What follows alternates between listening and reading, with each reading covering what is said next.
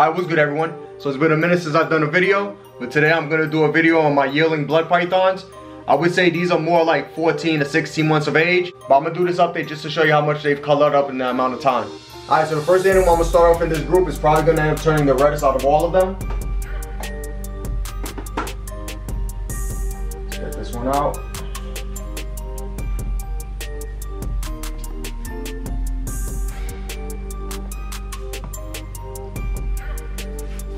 So this is a T plus albino. This is from the Cherry Bomb line of T plus albino. It also has the Lily trait, which is a line bred trait, and it has the Banca locality. So Banca is a locality of blood pythons that's known to be really nice red animals. Lily is a really nice dark red line bred trait. And then T plus albino Cherry Bomb, or the Cherry Bomb line, is probably the reddest line of T plus albino around from VPI. But this guy, when he's an adult, is this male? Yeah, this male is gonna be really, really red. You can see right here we got lavenders around the patterns, around the dorsal patterns and in the spots. But all of that is going to start to turn kind of green as the red comes in. It's going to actually bleed into it, making it look green. You see it on the neck. He looks like he's a little bit defensive. But I'm going to try to get him to open up. If you could see his neck area, that'll give you a good idea on the green. Yeah, you can see it now. It's kind of like an army fatigue green. Really nice red head. Usually really red animals that get super dark red, that red really starts to bleed into that area of the lavender or the purple, and it starts to turn it green. Even the red will start to actually bleed into all this yellow eventually too, and that'll actually look more orange.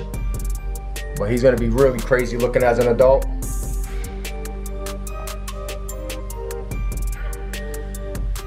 Trying to get him to calm down. I could feel him tensed up a little bit. We're gonna put him right here in this corner, leave him right there, because I want to try to put a bunch of the animals in here at once, just to show you the color palette between all of them. So the next one we have is gonna be this female T-neg albino pixel. So she's a T-neg albino, which is the true albino. She's also golden eye and batik. Back up a little bit so you can get her in the whole shot.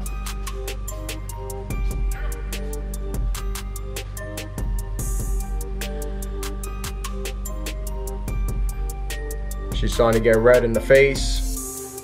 This right here is all starting to turn red. Really nice.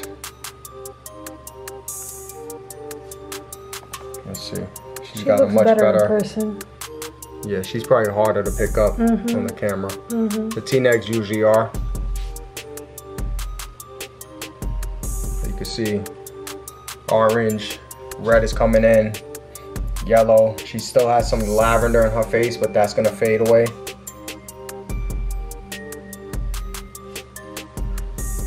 If I get her next to him, you might be able to see, if you back up a little bit, might pick up their colors a little better.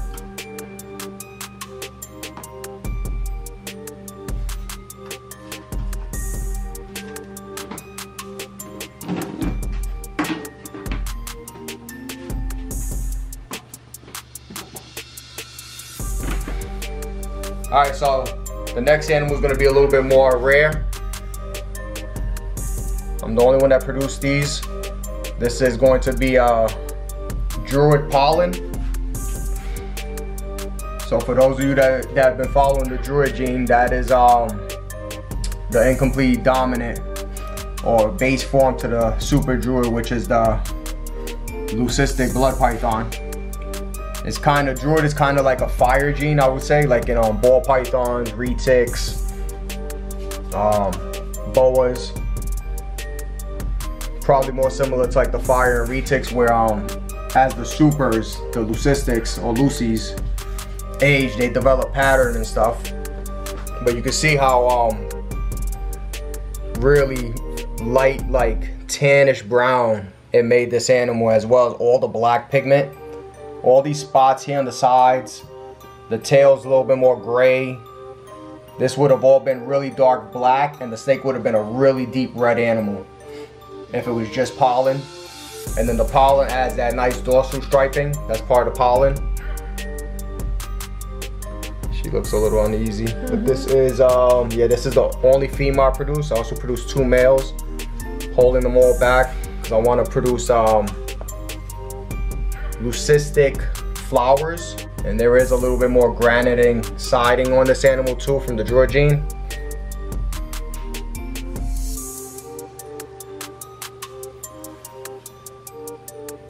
So now if you see her next to those 3, the color on them all. I'm gonna show off another Druid combo right here, the only one ever produced as well. Now this female is a T+ albino Drax.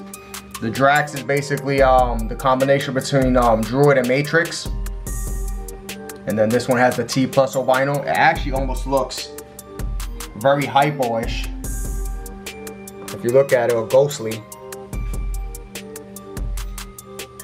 The Druid alone almost looks like a hypo gene, or acts like a hypo gene. Ooh, yep. I almost got tagged in the face. Yeah. So if you see this one next to that regular T+ albino. And then Matrix tends to make genes lighter as well. So usually T+ albino matrices won't be as red as a regular T+ albino. You're right. You can see she looks very, very hypo, very ghostly. Next, we're going to show another Druid combo. It's probably one of my favorites. Yeah, so this one you can show in my hands. Got the whole body shot on it. And then you can get her face. So this is a Spectre, which is going to be a Druid GoldenEye Matrix, or Druid 007. The 007 is GoldenEye Matrix. Like I said, you can see what the Druid gene does to all this black as well. It fades it out, makes it look more gray. It also blows it up too. Kind of like what you call like super pastels and ball pythons, where they make that black blushing blown out and more lavender or purplish. As a baby, it was very purplish looking. And then the only black pigment, how you notice isn't true hypo, is that the Druid isn't a true hypo gene, as you still get black pigment in the face area.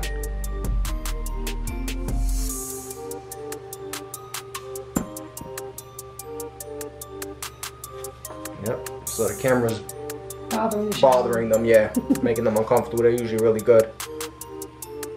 Yeah, but I have it right in their face. Yeah. I'm messing. But this is a Spectre, Druid GoldenEye Matrix. So we'll put her there, now you can look at her better.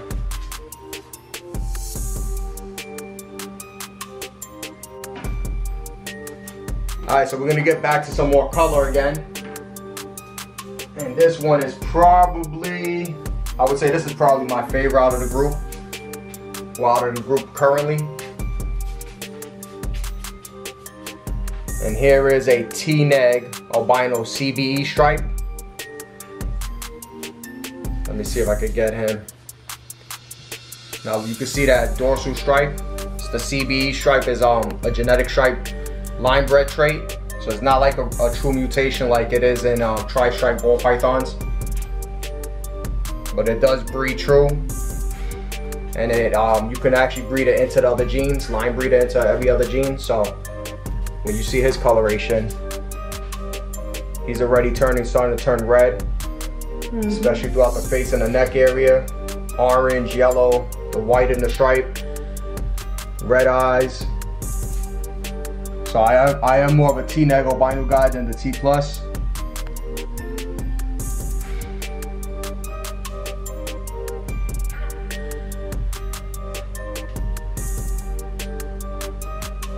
So the cherry bomb's definitely gonna be redder, but he won't be that far away. He's probably gonna be more of a high contrast animal with the white coming through, versus the cherry bomb will be a little bit more, I would say, more colorful, the T+.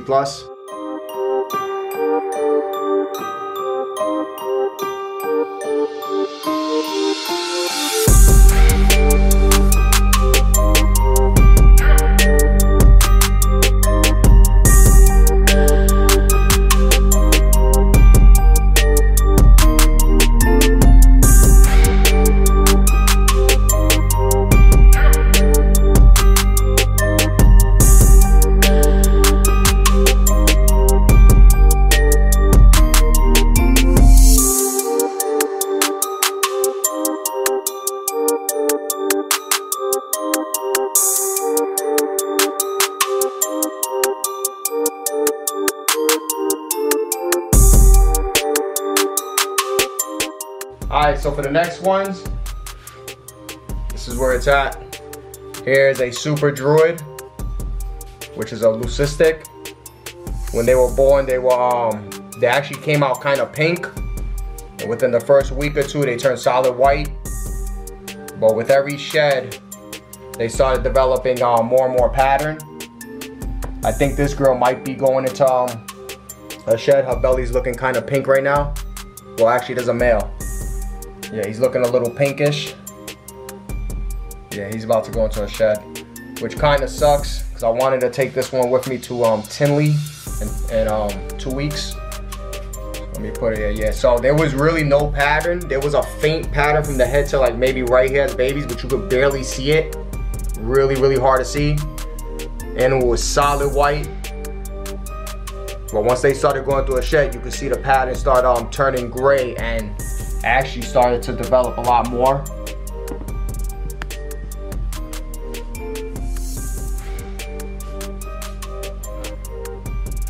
So it's probably something similar to like the fire gene, I believe, in retics, where they develop all that like pigment, like yellows, grays, blacks, stuff like that, even though they're still considered a leucistic.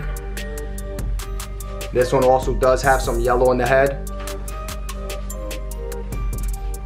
And what's cool about the super druids is they're really variable. So that one is actually going to be the whitest one I have out of the 3 I produce, and the least amount of pattern, versus this one, which has the most amount of pattern. Wow. And the darkest grays. Nothing on this snake is black. That's all gray, really deep gray.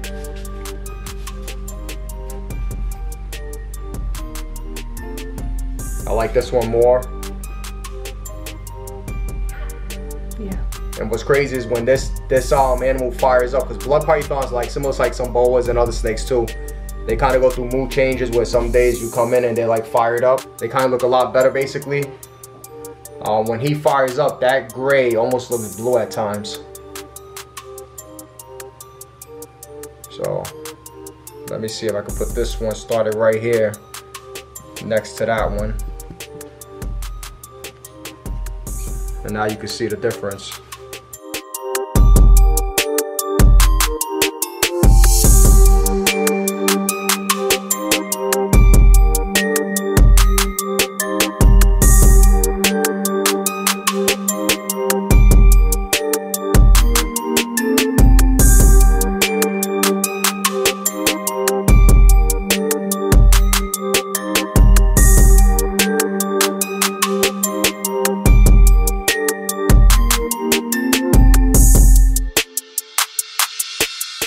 So you can see blood pythons have come a really long way. I mean, we have reds, true reds that you don't even see in ball pythons. Right now, everything that's being called red in ball pythons are really just different shades of browns and oranges at best. They're not truly red animals. But it's pretty crazy to see these two are solid white animals technically. This animal, that animal, that animal, all 3 albinos were really yellow, and they weren't even like a bright yellow. They were like a really pale yellow, really unimpressive. And within a year and a half or so, they're already orange and red, and they're only going to continue getting better for the next 2 years, possibly even 3. So So this is still them technically at their worst. They're not even at their best looking right now. But that is the best part about blood pythons, is the babies won't look the best, but once they're adults, in the complete opposite spectrum of ball pythons. Animals that are starting off yellows and browns are going to be oranges or reds. Then you could line breed, you know, for specific colorations, like this guy right here, the T-neck CBE stripe. I could breed that to get to keep an orange coloration as adults, or I could breed it to get them red. Yeah, they're starting to get antsy, but so if y'all are gonna be attending the new Long Island Reptile Expo this coming Sunday, we will be there vending. And then in 2 weeks, we will be at Tinley. I will have, hopefully this guy will probably be on display. The Super Druid, this T-neck CBE stripe, couple other animals. I'm gonna have adults as well. I won't have a whole lot of babies at Tinley. My table is going to be filled with yearlings to sub-adults and adults for display. I really want to showcase a bunch of these animals as you know, as adults with their full potential and color.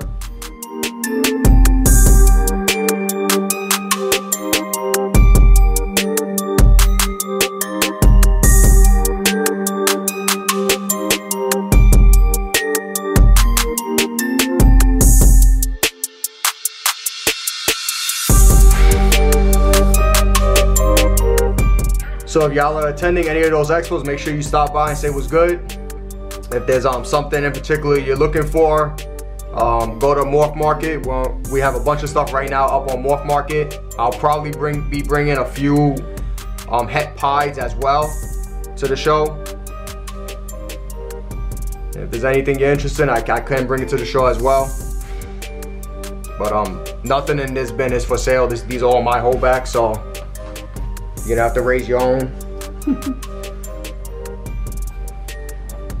But y'all already know what it is. Hate, comment, subscribe. Till next time.